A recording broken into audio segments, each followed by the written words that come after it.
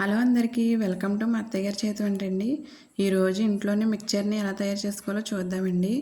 ముందుగా ఒక గిన్నె తీసుకొని దాంట్లో 4 తవ్వల వరకు వరిపిండిని తీసుకున్నానండి.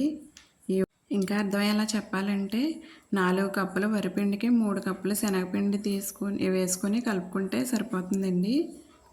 ఇది తడిపిండి అండి. ఈ తడిపిండి కోసం నైటే బియ్యాన్ని నీళ్ళల్లో నానబెట్టుకొని మార్నింగ్ వాష్ చేసేసుకొని మిల్లులో పట్టించేవండి.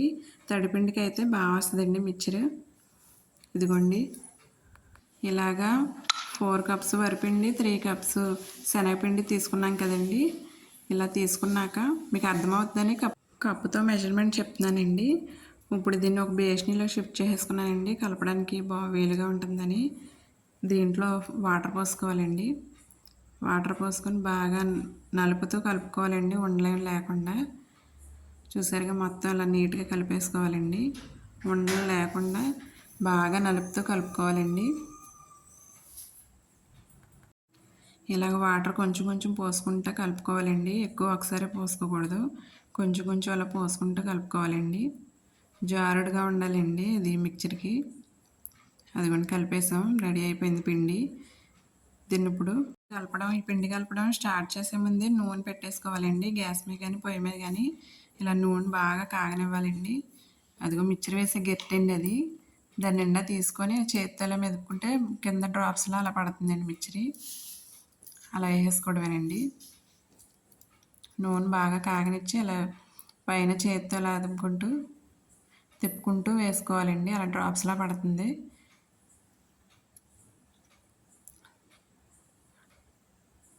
నూనె బాగా కాగితే చక్కల బబుల్స్లా వస్తుందండి. తొందరగానే వేగిపోతుందండి. ఒకసారి తిప్పుకో.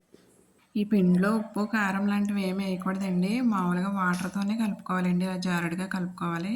ఈ మిక్చర్ అంతా ఇలా కలెక్ట్ చేసుకోవాలండి. ఒక బేషనీలోకి కానీ ఖాళీగా ఉన్న దాంట్లోకి ఇలా కలెక్ట్ చేసుకున్నాక ఇలాగా వేరుశెనగ గింజలు వేయించుకోవాలండి. మిక్చర్లోకి వేరుశెనగ గింజలు, వెల్లుల్లిపాయలు చితగొట్టి ఇలా వేయించుకోవాలండి నూనెలో మిక్చర్లో వేయడానికి.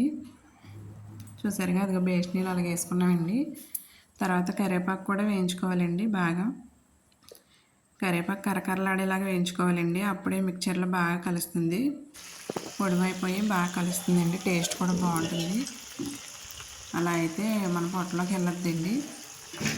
మామూలుగా అయితే కరివేపాకు తినాం కదండి, పక్కగా తీసేస్తాం కదా. ఇలా అయితే కడుపులోకి వెళ్ళొద్ది.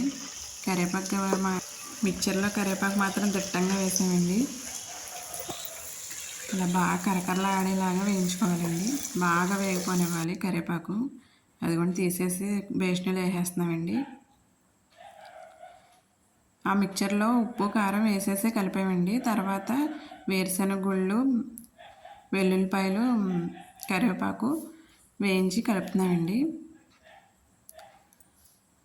అలా బాగా మిక్స్ చేసుకోవాలండి. పైకి కిందకి మొత్తం కలిసేలాగా మిక్స్ చేసుకోవాలి. అంతేనండి, టేస్టీగా ఉండే మిక్చర్ రెడీ అయిపోయిందండి. మా వీడియో నచ్చినట్లయితే లైక్ చేయండి, షేర్ చేయండి, సబ్స్క్రైబ్ చేసుకోండి ఫ్రెండ్స్.